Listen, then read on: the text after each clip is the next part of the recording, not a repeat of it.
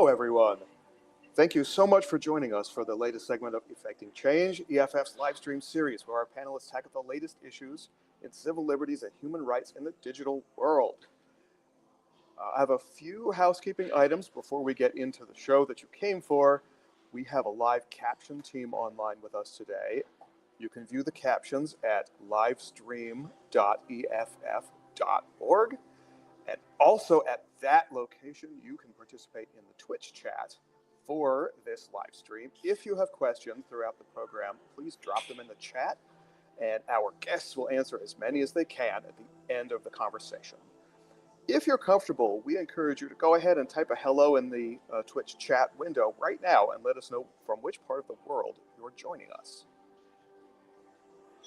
For those of you who aren't familiar with the Electronic Frontier Foundation, EFF is a nonprofit composed of technologists, activists, and attorneys. Since 1990, EFF has been fighting for your right to create, innovate, and make yourself heard by anyone willing to listen without fear of unjust government or corporate surveillance. You are the reason EFF can take on this important work.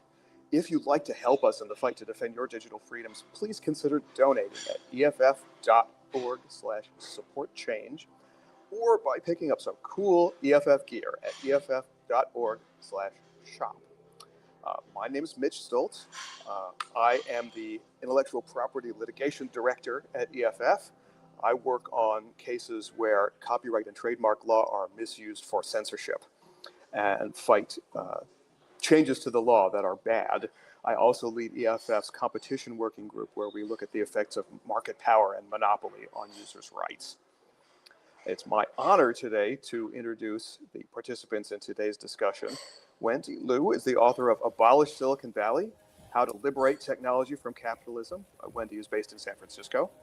And Cory Doctorow is a science fiction author, activist, and journalist. His latest book, Enshittification, Why Everything Suddenly Got Worse and What to Do About It, is what we're talking about today.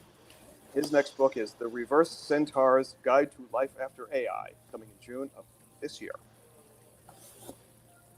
As a reminder, we'll have about 15 minutes for your questions at the end. So if we haven't touched on something that you want our panelists to talk about, please ask. You can submit your questions via the Twitch chat at any time. And now, Wendy, I'm turning this over to you. Great. Thanks, Mitch. Hi, everyone. And hi, Cory. It's good to be on a sort of virtual stage with you again. So just a few weeks ago, we did an event about Enshittification, this wonderful book right here. And it's great to have the chance to talk to you again.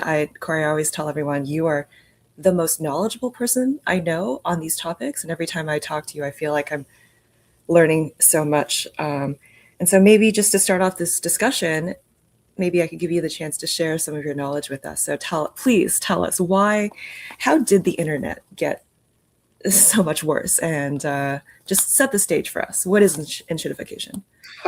Well, thank you very much, Wendy, and thank you for your kind words. I have to say, if I seem knowledgeable, it's only because I plunder my EFF colleagues' much deeper knowledge of so many facts. I am the guy who is 1 inch deep and 10 miles wide, and I work with a group of people who are 10 miles deep. So they are the fonts of all knowledge.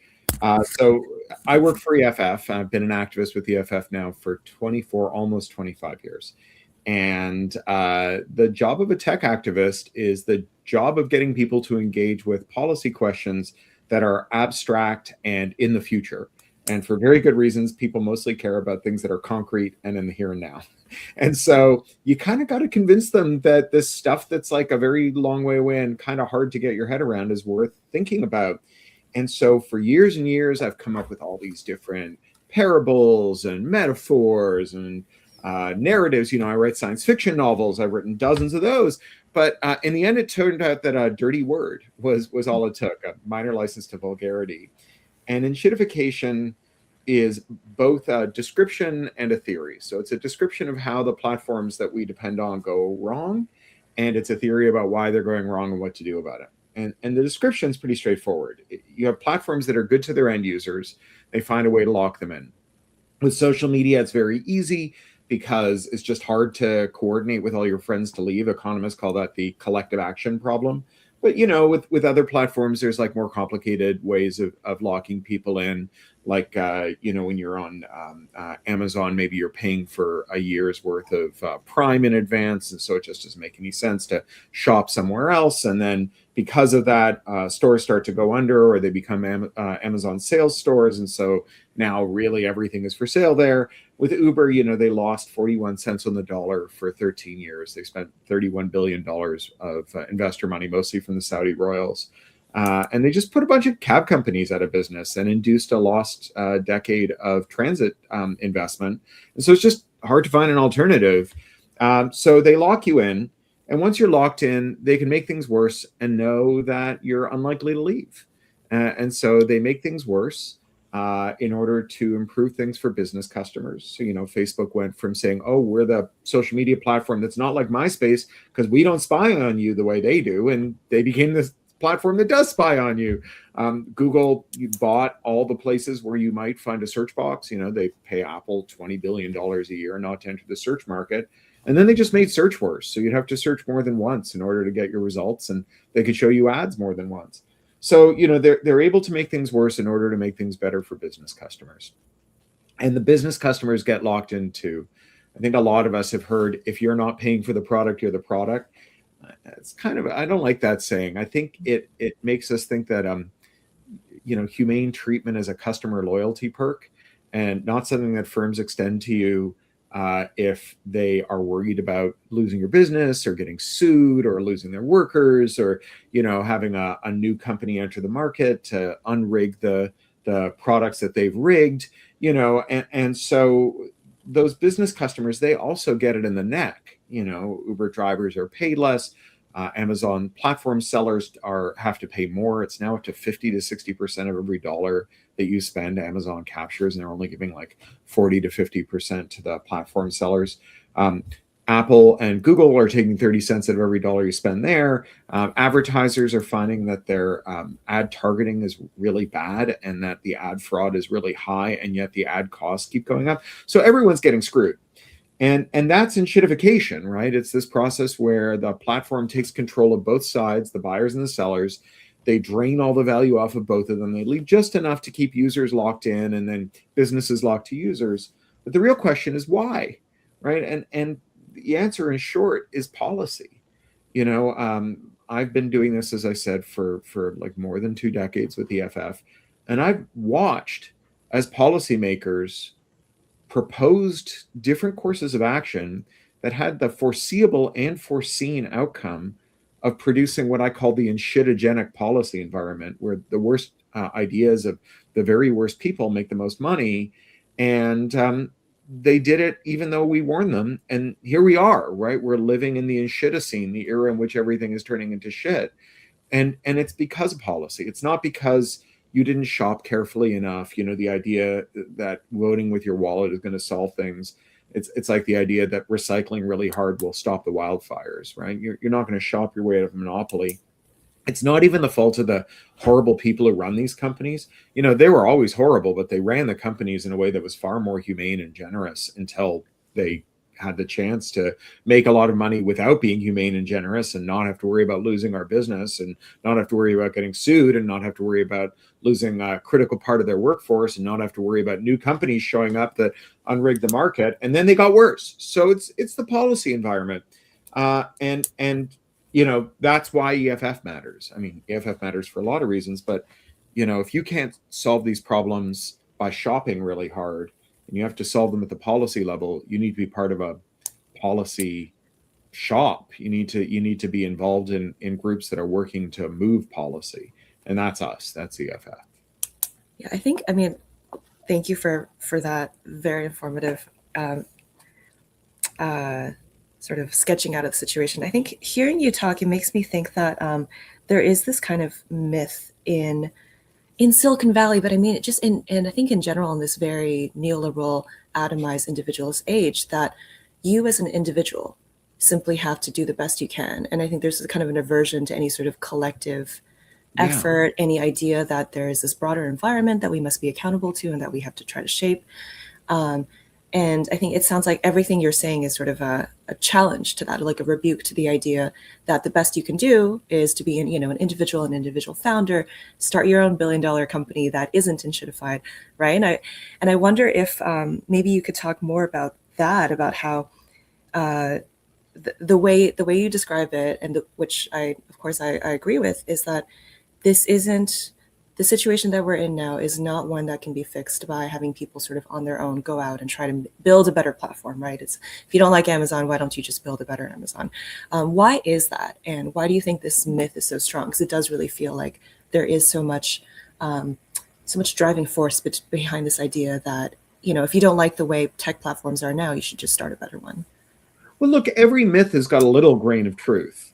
And it is true that tech is a force multiplier for individual action. People can do more with technology than they can do without it. And with software, because it's like infinitely reproducible at no cost all around the world, we have seen people who made very small interventions in the world in terms of software that rippled out in ways that were very large. Some of them are bad, people who write malware, and some of them have been very good. One of our founders at EFF, John Gilmore, I can't even count the number of different discrete blobs of code he personally wrote that everyone ended up using, and that changed the world. Starting with the very first independent social space on the internet, which was called the alt hierarchy, which is part of Usenet. And John was just like, the people who run Usenet don't want us to talk about anything that might get them in trouble with their bosses, which means we can't talk about sex, we can't talk about drugs, we're kind of limited on a bunch of other subjects. I'm just going to start a different Usenet. And it was bigger than all of Usenet within a couple of months. But the thing that John had going for him, the thing that allowed one person to make such a big, to use a tech phrase, dent in the universe, was that he could unilaterally modify an existing service, and you as the user of that service could choose to make use of that unilateral modification. It's something we call adversarial interoperability, which is like, I counted the number of syllables in it once, and it basically, I think any phrase with like more than 4 syllables might as well have infinity. So I don't blame people if they don't want to use it, but we've tried to come up with other terms for it. It just doesn't. We tried calling it competitive compatibility, or COMCOM for short. No one used that. So adversarial interoperability is making one thing work with another. And with tech, we can do so much with adversarial interoperability. There are so many examples of small firms and individuals, stepping in and saying, hey, I'm going to make like a privacy blocker for this app that everyone uses, so that when you use it, no one can get your data. When they do that, the ground shifts, right? Firms suddenly have to change their conduct, because suddenly becomes a real choice about whether your data is being gathered or not. And they have to be much more parsimonious and much more trustworthy, because you can really make a choice. And what we've done in the last 20 some years, we've basically extinguished adversarial interoperability. And we've replaced it with policies that are favorable to monopolies. So some of those are IP laws. We have this thing called anti-circumvention law. In the US, the law is Section 1201 of the Digital Millennium Copyright Act, even more syllables. But it's a law that makes it illegal to modify technology without permission. And so, like an open technology, like a web browser, anyone can write a plugin for it and change how it works. We do have ad blockers and privacy blockers for browsers, and more than half of the internet using world, 51% of web users have installed that blocker. Doc Searles calls it the largest consumer boycott in history. But that just doesn't exist for apps, right? Because it's illegal. It's a felony under Section 12.1 of the DMCA. And so, maybe you could make a platform that was better than Facebook and that people wanted to use, but they would have to want to use it more than they'd want to talk to their friends, because they can't convince their friends to all come over at once. Now, Mark Zuckerberg actually had a solution for this. When he was starting Facebook and trying to get users off of MySpace, he just gave those users a bot.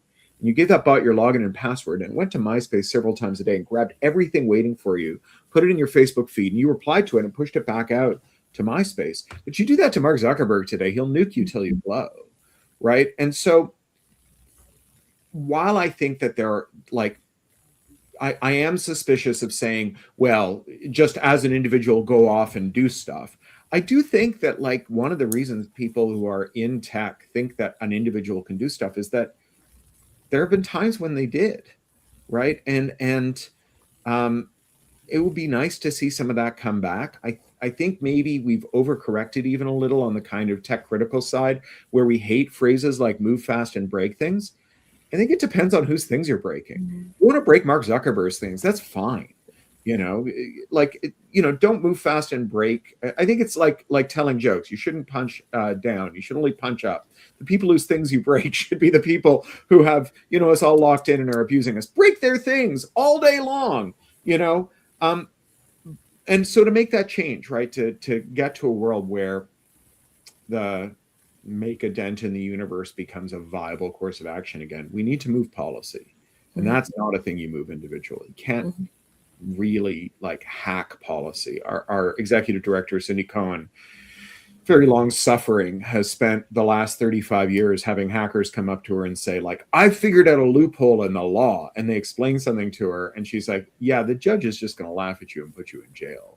Right. And so, you got to like actually move the levers of policy to then open up the space to actually have some of that ability to do cool stuff on your own. I like the idea of harnessing that much maligned motto, move fast and break things, but in a almost like a revolutionary direction, like what are the structures of power that can be challenged in that way? Yeah. Move fast and break things is the phrase that I use sometimes. Very cute, but I like it. I think the way you describe how the tech industry used to be, when it was possible for someone like Mark Zuckerberg to move fast and break things and disrupt this incumbent, it really does feel like the ground has shifted so much that the tech industry, or just, not even the industry, the internet used to feel like a frontier. It used to feel like things were kind of provisional, ground hadn't yet been carved up. There was still a chance to really shape what it looks like. And maybe the ground has shifted so much, but it feels like the myths around the internet have not shifted, have not adapted. And there is still this idea that, just some genius Harvard dropout can establish this thing and completely reshape how it works. And it kind of doesn't feel like this, like you're saying, we have all these monopolies that are some of the biggest companies in the world, the most powerful, the most wealthy, obviously have a lot of lobbying power and have these, multinational branches. And it's really hard to see them as anything but these kind of monuments. It's like they're so powerful, they're so huge. And I wonder if maybe this is a way to shift to the next part of the conversation. What can we do about enshittification? What would it take to get the internet to a place that felt a little bit more like some sort of frontier, where not necessarily a frontier, but just like a place where things could change, a place that wasn't, a set of walled gardens dominated by these giant corporations that aren't, behaving in our best interest? What would it take to shake that up and make it feel like something a little bit more open? Yeah, I call it the new good internet. And sometimes I call it the post-American internet. I was EFF's first European director, although it's been years since I had that job. But in that capacity, I worked in 31 countries around the world for EFF. And I talked to policy people all over the place, government officials and so on. And they all said the same thing, which is like, oh, well, these ideas you have for how, we could go into business, like reverse engineering, modifying and improving America's tech exports, make money in our own country, but also protect our people's data and their privacy. All of that stuff sounds very good. But, the U.S. Trade Representative will whack us with tariffs if we do that. So, happy Liberation Day.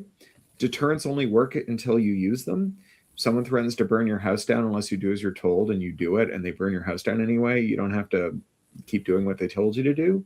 And I think the other thing that kept people kind of locked into the American platforms and into American policy and not wanting to make them angry is that they were willing to believe that America's big platforms would act as neutral brokers, despite all the evidence to the contrary. I mean, we had a guy walk into EFF in 2005, and he said, my name is Mark Klein. I'm a retired AT&T technician. My boss had me build an illegal secret monitoring room in the Folsom Street switching station so that we could help the NSA spy on the whole internet. So that's how long we've known. Like we sued the NSA over that. And, a few years later, a young, impressionable intelligence service contractor watched his boss lie to Congress about this. And his name was Edward Snowden. And so if Mark Klein didn't convince us, then Snowden sure should have, that, America's spying on and could also cut off the internet to all these places.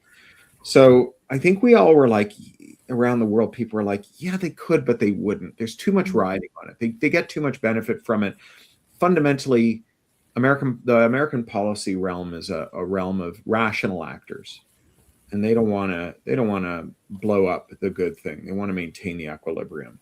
Well, that's not Trump, right? And I've been saying lately when I give talks that, like, if your roof leaks, you might put a bucket under the leak. And if it leaks some more, you might put another bucket out because it's just one more leak. And you can keep doing that until, like, your floor is all buckets. But when the ceiling collapses, then you got to move. And I think Trump is really good at caving in the ceiling. He's really made it clear that you can't trust the American internet. So I have a lot of hope right now that some of our trading partners or former trading partners around the world are going to wake up and say, if Trump wants to steal Greenland, he doesn't need to roll tanks and to nuke. He can just, like, ask Microsoft to do to the Danish government what they did for him to the High Court in Brazil, to the Chief Justice of the International Criminal Court. Just shut off all of their accounts to punish them for taking actions that Trump didn't like. And if that doesn't work, well, we all remember when those Russian soldiers stole $6 million worth of John Deere tractors from Ukraine and sent them to Chechnya. And the John Deere company sent a kill signal to those tractors. Well, that means that Trump could shut down all the tractors in Denmark too, right? And so there's only one way to fix this, and it's to rip out all the unauditable, opaque, remote-controlled, untrustworthy, proprietary software and replace it with transparent, public, international, open public goods that everyone can see and everyone can validate, and that you can run locally on servers in your own country. And I think we're closer to that than we've ever been. And I think it's like it should be kind of table stakes for, like, a good digital future is that people and the countries they live in have the final say over the technology they use. Now, if you're in America, that may be cold comfort. I mean, I do think that Americans will benefit a great deal from this. Like all the best Americans, I'm Canadian. And so I'm very aware that Canada is able to sell reasonably priced pharmaceuticals to Americans using the American Postal Service.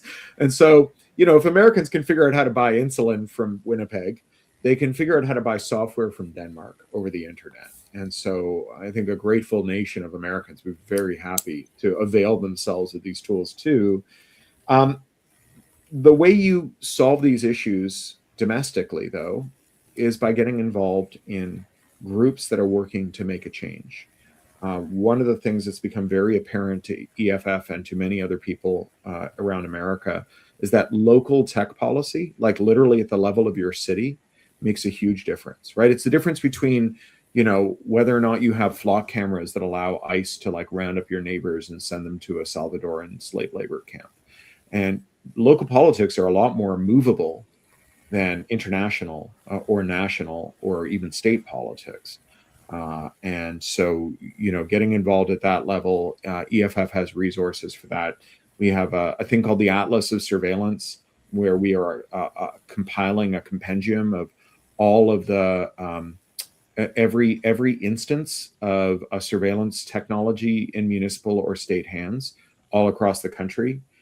There are other groups like FULU, F-U-L-U, that have wikis where they're documenting every single instance of enshittification for a kind of like an evidentiary record that policymakers can lean on. So there's a lot of opportunities out there. Yeah, I mean, this is a horrible thing to say, but if there is a silver lining of the Trump administration, I feel like it is in sort of shifting the political understanding of the tech industry, where I think during the Obama years, it almost felt like, well, if tech companies are accountable to the US government, if maybe that's fine, maybe that's good if maybe they're beholden to the government. And now that Trump is at the helm, it really shows the problem with that whole argument. And Yeah. yeah. Yeah. And I think it's also showing up this technology security and business model, which we sometimes called curated computing, which, I don't think there's anything wrong with the idea that like someone out there you trust has made a list of software they think is good and you follow their recommendations. It's great. Like my first kind of real internet experience was I was on bulletin board systems, like pre-internet bulletin board systems, and browsers and like networking stacks and FTP clients and email started to like become available. And I put together a thing called the Internet Starter Kit on a bunch of local BBSs, which I just kept up to date for people who had modems but had never connected to the internet. That was curated computing. That's fine. But the kind of curated computing we have now is so paternalistic and authoritarian. It's the idea that if like we allow you to install software that Apple doesn't think you should have, you will choose so unwisely that it will compromise your security and your life will be ruined. And the problem with that is that while Apple often makes wise choices that are responsive to the needs and well-being of their users, they also make choices that are responsive to the needs and well-being of their shareholders at the expense of their users. And the most recent example of this is that there was an app called Ice Block that warned you whether there was like a guy in plate carrier and a gator and a pair of Oakleys in your neighborhood wanted to shoot you in the face. And Apple took that app out of the App Store because they said ICE agents are a protected class, right? And so, delegating all of your decision making about how your technology works to a for-profit entity or even a nonprofit entity in a way that you cannot ever override is one of those things that works very well but fails really badly. Yeah, I mean, hearing you describe sort of pre-internet BBS days and curation, I think that really highlights just how different the experience of being online is now. Where yes, there is curation happening, but like you said, it's usually at the whims of some for-profit corporation that is probably trying to make money off you in some sketchy way.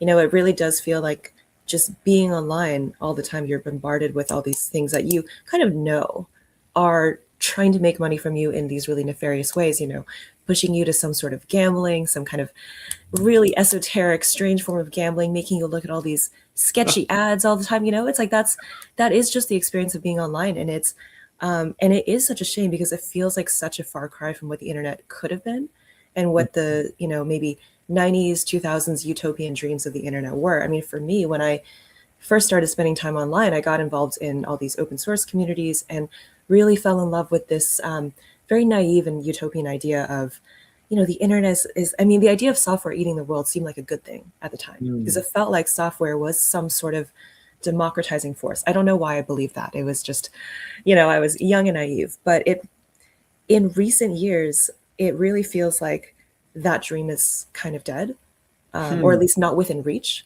And I wonder if maybe we can move on to this topic that is in the notes. What is it that what would a better internet look like? Yeah.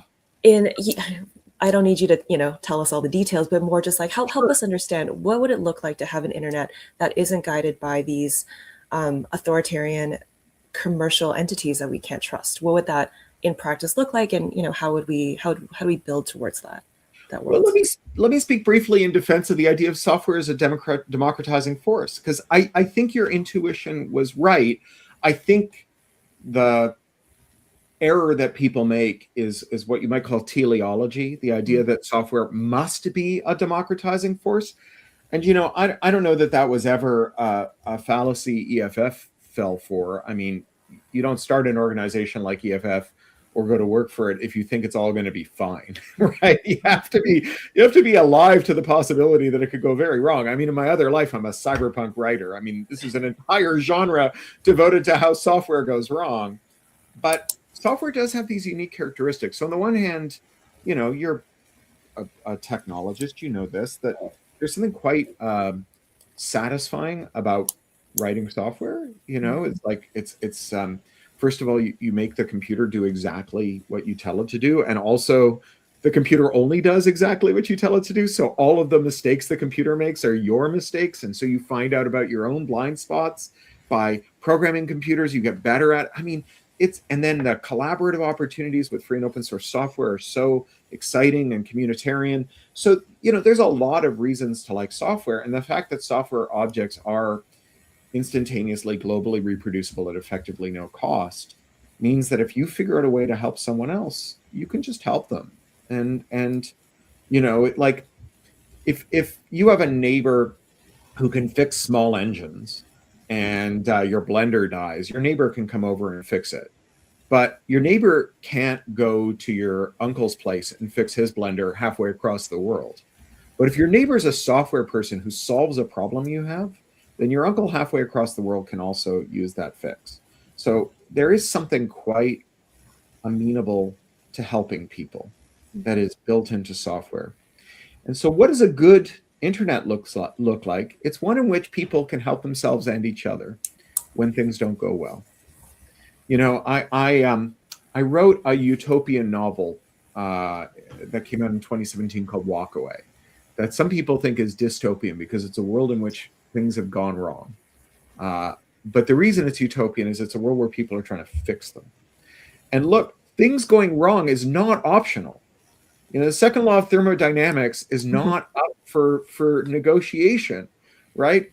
It's just like built in, and assuming things will never go wrong does not make you an optimist. It makes you a danger to yourself and others, right? Assuming nothing will go wrong is like the logic that says, why do we need lifeboats on the Titanic? It's unsinkable, right? So I think for me, a utopian world is one in which when things go wrong, as they inevitably do because of exogenous shocks, climate shocks, zoonotic plagues, comets hitting your planet, sunspots, tsunamis, you know, when things go wrong, you can fix them, right? It's when the machine stops, we can get it started again. That's, for me, a hopeful vision of the future. And so a good internet, a new good internet, is one in which when things don't work the way you want them to, you can fix them. And if you can't fix them, you can ask someone else to fix them for you. And if they want to fix them, they can for you. And if not, you have the resources to learn how to fix them for yourself. It's not perfect, right? There will always be differential access to the ability to change technology, the ability to pay other people to change technology for you. Technology will always be imperfect. There'll always be defects and security vulnerabilities in our technology, and it will always be a work in progress. And the question is where the locus of control lies, right? As a science fiction writer, I think that the most interesting and important fact about a technology is not what it does, but who it does it for and who it does it to. And, you know, those social relations, if they're up for grabs, then I think we can have not a perfect internet, but a perfecting internet, an improving internet, one that is always changing to meet the moment. And to be, I'm sorry, I know I spoke a long time there, but to be the nervous system that we need to coordinate the collective action we're going to need to survive genocide and the climate emergency and rising fascism. Because as someone who grew up wheat pasting posters to get people out to a demonstration all night through a Toronto winter night with a bucket of you know, flour and water and a stack of flyers on my bicycle basket, like, if you think you can organize a mass movement without digital technology, I want you to spend a couple of sub-zero nights with a bucket of wheat paste and tell me what you think after that. This is why I like talking to you. You're so optimistic, and that always makes me. I think I'm naturally a little bit of a pessimistic person, and so my next question is going to be a little bit pessimistic, and I'm hoping you can turn it around. But I mean, on the topic of software going wrong, and also on the topic of locus of control, right? I think maybe this is a good way to segue into talking about AI, because that's one where you could kind of argue that you see a lot of instances of software going wrong in the way AI is being pushed on us, the way AI is obscuring certain social relations, the way AI is being used as an excuse to enact mass layoffs. I mean, even just the other day, Cisco, despite record revenues, right, mass layoffs. And I think with AI, what is really interesting about it that I feel like is not being discussed enough is the extent to which the locus of control is shifting and being obscured and being put into this kind of black box. I think maybe 20 years ago, if you were learning how to code, you could look at the source code for something, and you can kind of like figure out how everything works. Today, if you're learning how to code and you're a young person, you're probably vibe coding. You're probably using this magic box and you don't really know how it works. You don't really have any way of changing it. The best you can do is kind of prompt it in an interesting way, but it's still this kind of like magical demon that you don't really understand how it was built or what choices were used in training the data. You don't really know where the data comes from. And I feel like that teaches young people, especially, to have such a different relationship to technology, one that I think is kind of worrisome. So I wonder if you could, maybe tell us about what AI is, what this sort of AI bubble is doing to the way the internet is developing and the way things are changing, but also, what might come out of it. Because I know, I'm sure you have kind of like an optimistic way to look at it. Well, a hopeful one. I don't know. I'm not much of an optimist, but I'm very hopeful. You don't have to be happy to be hopeful, right? You can be miserable and see how things might get better.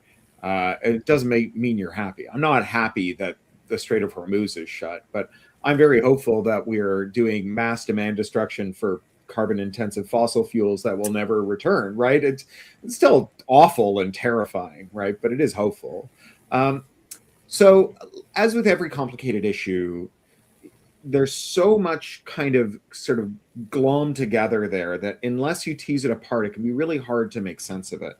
So on the one hand, I think we need to acknowledge that software development has grown more and more abstracted from the bare metal since like we were setting dip switches on panels, or since a primarily female workforce, we should say, was cross connecting electromechanical relays with wires, right? So we are a lot further away from the metal. I actually grew up with a wonderful little computing teaching device called the Cardiac that came from Bell Labs, and it's a cardboard computer, and you assemble it. It's like papercraft.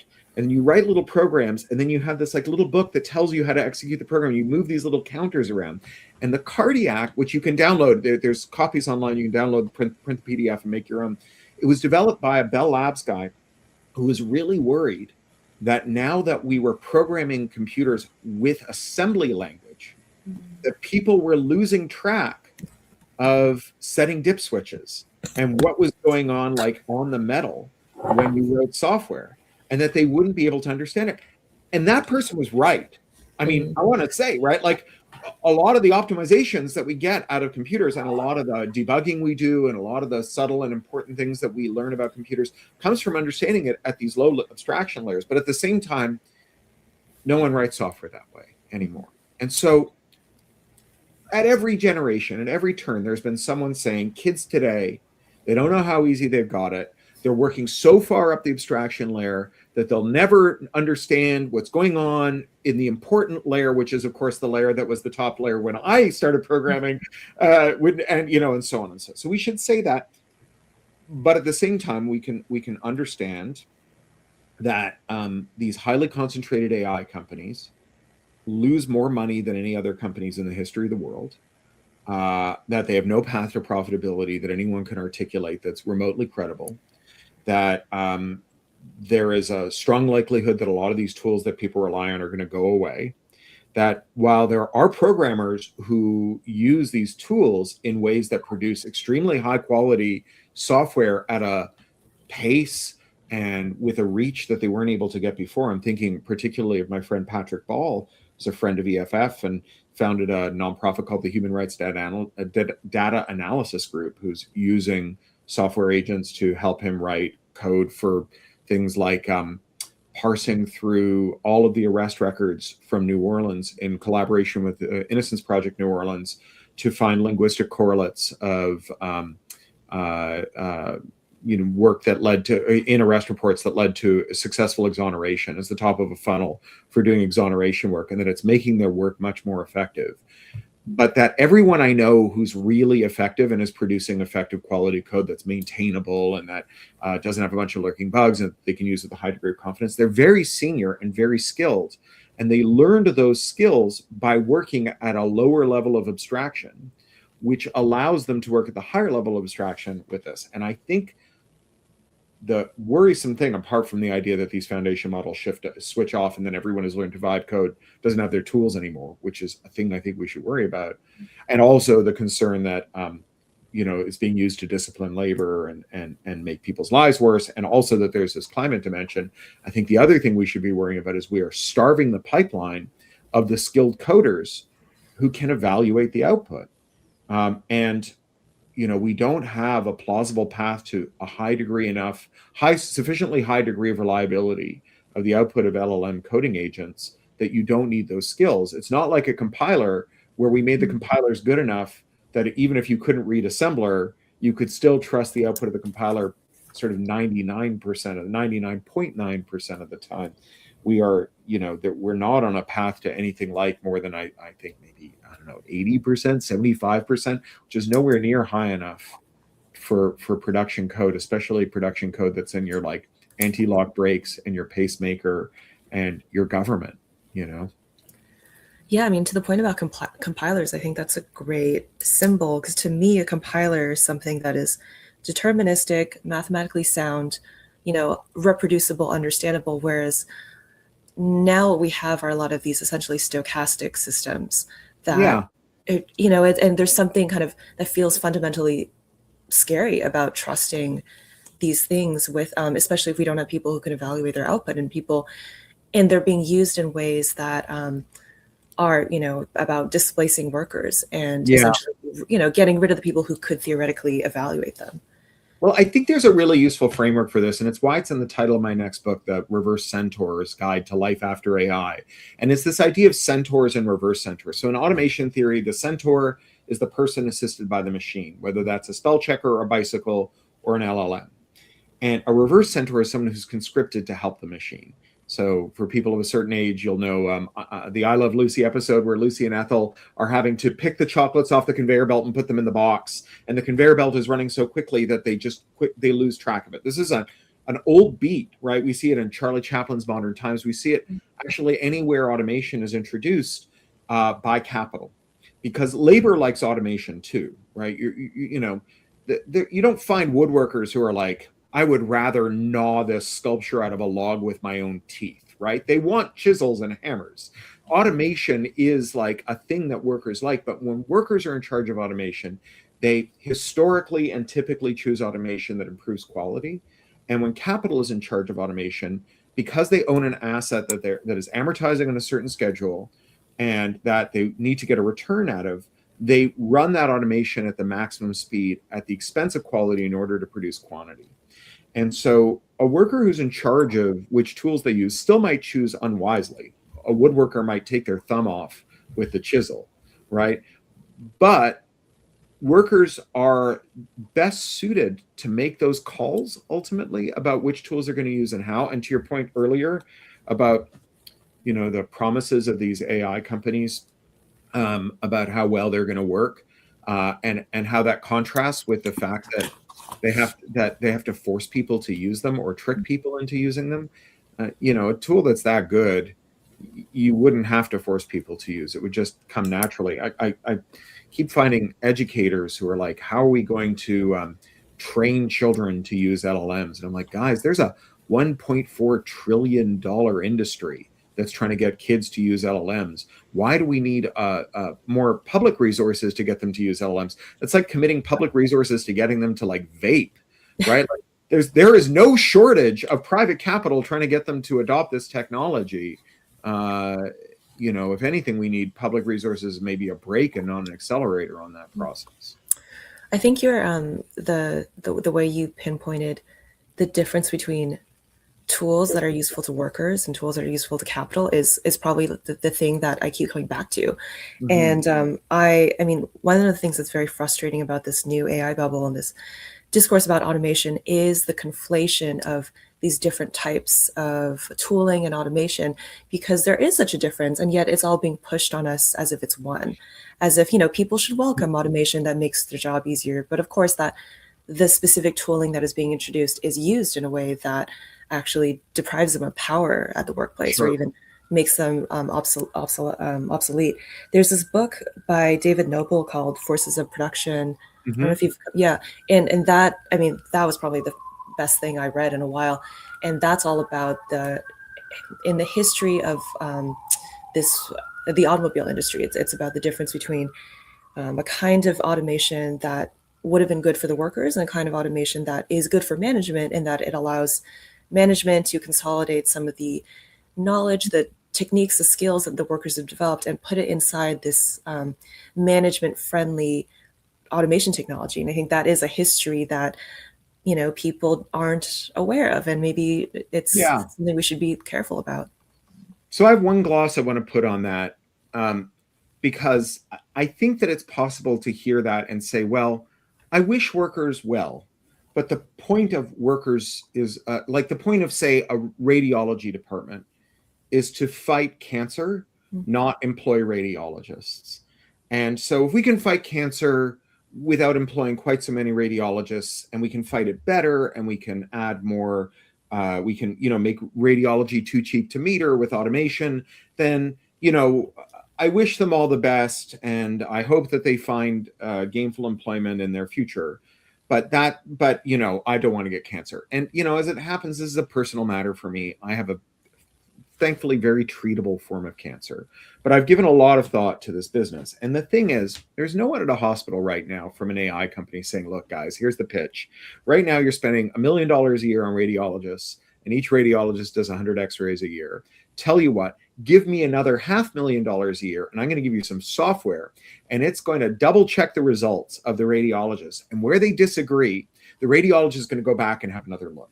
And so now your radiologists are only going to check 98 x-rays a day, and you're going to pay an extra $500,000 a year for software licensing fees. That, like, no one's investing in an AI company on the basis that they think that pitch will be successful, and no AI company is pitching a hospital administrator that way. The pitch at the hospital is fire 90% of your radiologists, split the wage savings with the AI company, have the remaining radiologists put their name at the bottom of the radiology reports from the AI, and they take the blame when someone dies of cancer.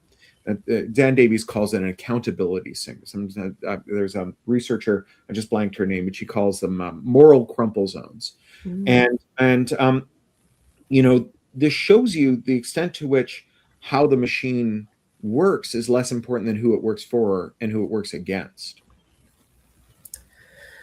Great. Well, that's I think at that point, maybe we should wrap up our conversation, switch over to audience questions. So there's a great question here from, I'm not sure if I need to say the name, Morebroad_Jacob. Thank you. Question: if there's still time, please comment on the process that our knowledge is more and more placed in software, and that our knowledge is more and more placed behind walls or paywalls. It's like going back to the time before Gutenberg, when knowledge only existed inside the monasteries. The knowledge all of us had in our brains is shifting over to being placed behind different kinds of walls. I love this question. This is something I think about a lot. I've been thinking about the idea of cognitive sovereignty, and in the wake of all these AI companies, I mean, OpenAI openly coming out and saying they want to treat intelligence as a utility, right, to be privatized and this sort of corporate asset. And I think that is a very scary future to me. And it feels like this is what the entire AI bubble is resting on, this kind of privatization, putting knowledge that should belong to all of humanity behind these different kinds of walls. Yeah, so obviously, like this idea of intellectual property is an area that has been very contentious for EFF and more broadly within the kind of tech and rights world for a long time, for lots of different reasons. We've seen, on the one hand, the enclosure of things like indigenous knowledge. And on the other hand, we've seen the expansion of the scope and duration of copyrights and other forms of knowledge capture that allow firms to sort of enclose public domain or ideas that are sort of floating around in the ether and exclude other people from them. And we know that this is like, on the one hand, like just as a kind of instrumental matter, not good. Like if you're not allowed to inspect how the systems work, then even if the people running them are benevolent, unless they're also perfect, they'll make mistakes. Mm-hmm. And those mistakes won't be caught. You know, Bruce Schneier says anyone can design a security system that works so well that they themselves can't think of a way of breaking it. It doesn't mean that it actually works, just means it works on people stupider than them. And you know, like the reason we have the scientific method is because, like, in the absence of it, you know, people kidded themselves into thinking that drinking mercury was good for them, right? It was only when they exposed their beliefs to adversarial peer review that we made something truly alchemical. We took the base metal of superstition and turned it into the precious metal of knowledge. At the same time, I think that the reification of IP has been a sleight of hand, because so much of what matters to our civilization and to the fortunes of a company is not intellectual property. It's what's called sometimes process knowledge, sometimes asset knowledge. They don't mean exactly the same thing, but they're like in the same world. So process knowledge is like, don't feed the goo into this machine faster than this, otherwise it will jam. And if it jams and the technician is on holiday, the person who used to do it retired last year, and this is their cell phone number, and for $100 they'll come in and unjam it. And that process knowledge is the difference between profit and loss, right? It's the difference between the factory shuts down for a week until the guy who knows how to unjam it comes back from vacation, or the factory's back up and running in an hour. And to give you a recent example of how well process knowledge works, there was someone in Apple's supply chain who made a load of chips, a gigantic batch of chips that failed QA and could not be run at the nominal clock speed that they had been manufactured. And they knew that there was a product group within Apple that had been thinking about making a low-end MacBook. And they called them up and they said, do you want a bunch of chips that only run slow for like really cheap that we were going to throw away? And they said, yeah, we'll make the MacBook Neo. It was the most successful new product launch that Apple's had in 10 years. It's been so successful, they're now just manufacturing chips to run slower because they've run out of defective chips, right? So why don't we pay attention to process knowledge? Well, process knowledge is the stuff that looks like IP, but that you can't write down, you can't patent, you can't sell, you can't abstract, you can't commodify.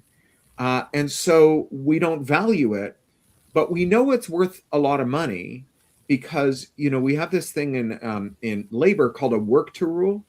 And work to rule is when you say, I am just going to follow the rules. It's not like I'm going to break the rules. That's a strike. I'm going to follow the rules. Turns out to be just as devastating as a strike, because the rules have to be shaped at the margins by process knowledge or they fail completely.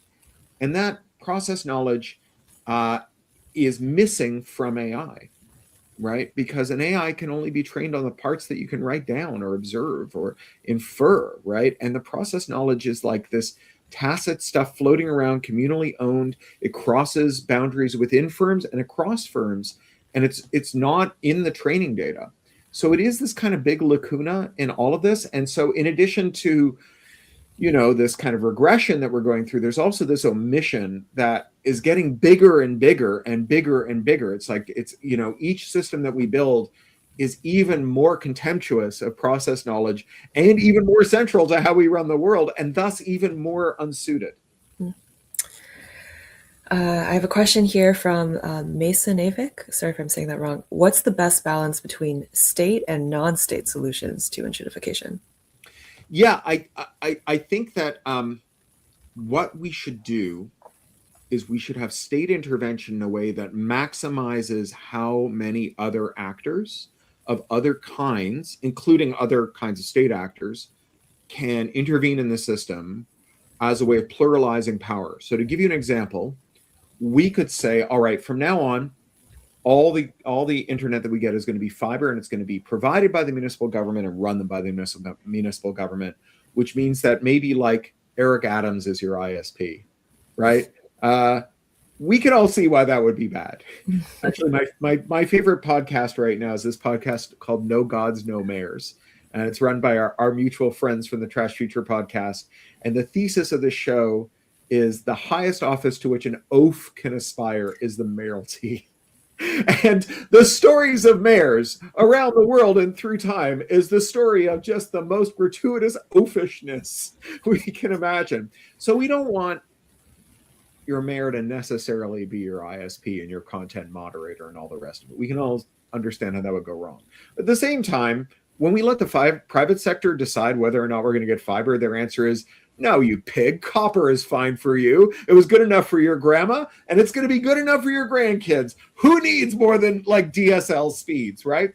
And so what's the balance? Well, what if the city puts in the conduit, which they have to do anyway. Even if the private sector is putting in conduit, they have to clear it with the city. There's no way the private sector can dig up all the streets in town, in a purely private matter. By the time they've paid for the rights of way for everything, they'll have grossly exceeded all the expected returns from the fiber network. So the city puts in the conduit, the city puts in fiber, and the city builds a data center where the fiber head ends all coalesce so that they can run an ISP. And the city rents you space in that data center if you want to start an ISP. So you can rent a shelf. It's called essential facility sharing. If you remember the days when you could get DSL from 50 companies, that was before George Bush's FCC shut down essential facility sharing. But when we had it, we had lots of people providing DSL over AT&T's copper, over the incumbent company's copper.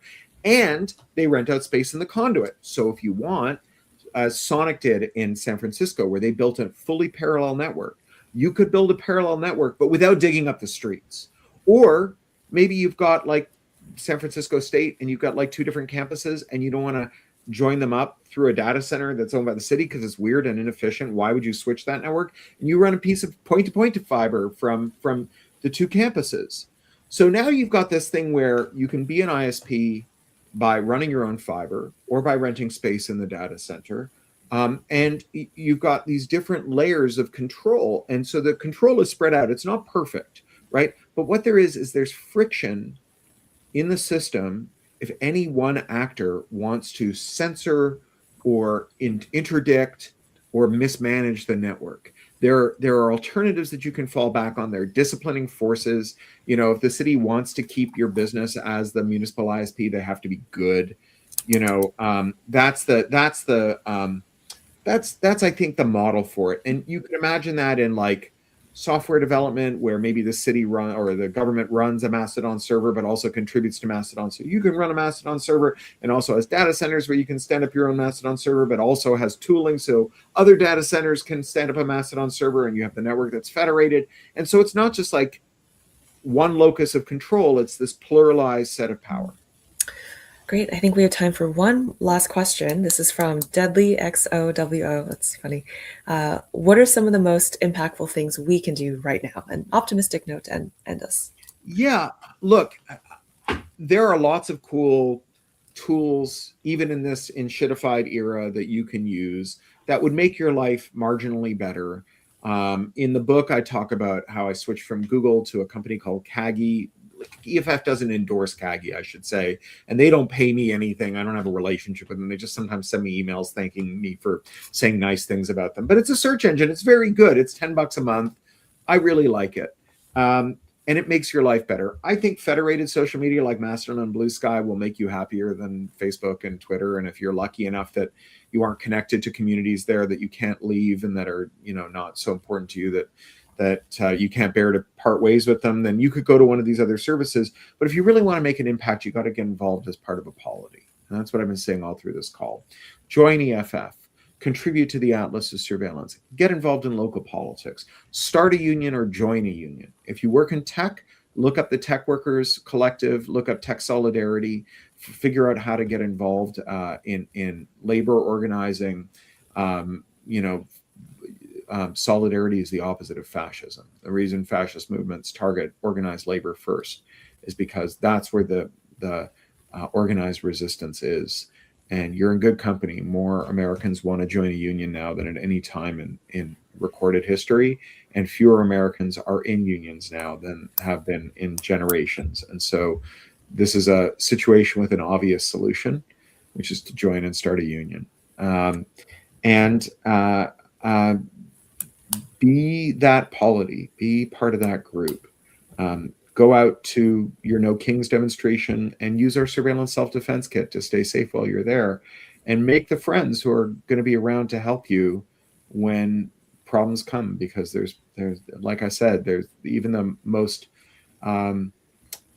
idyllic society is subject to these exogenous shocks, and things will go wrong in the future. And when it does, you want to be the person who's helping your neighbors, and you want your neighbors to come and help you. I think that's a beautiful note to end on. Thank you for that, Cory. Thank you. Oh, Mitch, your mic is off. Now it's a Zoom call. Someone has Now spoken it with is a your Zoom mic off. call. Guilty as charged. Thank you both, Wendy and Cory, for this amazing discussion, and thank you to everyone who contributed to the chat, who asked excellent questions, and everyone watching around the world. Our collaboration, all of us, is so important. While I and others on the legal team can explain to a court why the terms of service on a website and anti-hacking laws don't stop someone from writing a script that lets them comparison shop, it's Cory and the activism team who will come up with something that sticks in your mind and it really grabs you by the gut. Like, there is no such thing as felony contempt of business model. Right. And then it's our technology team will come up with something like Privacy Badger that with a click allows you to make that a reality. A Privacy Badger don't care about your business model. Awesome. So digital rights begin with you. We can only do this work in partnership with all of you. EFF has been a leader in privacy, freedom of expression, and innovation for 35 years, but we can only continue to do this with your help. So please take 10 minutes right now and become an EFF member. It's EFF.org/support change. Please continue these conversations about civil liberties with your colleagues and friends. Cory has given us some tips on where to get started. And when you're done renewing your EFF membership, be sure to mark your calendar for the next Effecting Change, which will be June 17th. It will be Pride Month, and we'll be talking about digital rights and the LGBTQ+ community. Thank you, and we'll see you next time. Thanks, Mitch. And thank you so much, Wendy. It was so kind of you to take your time to work on this. I'm such a huge admirer of your work. Likewise, I'm very honored to be asked, and this is very, very informative and inspiring. Thank you. Yes, yeah, right.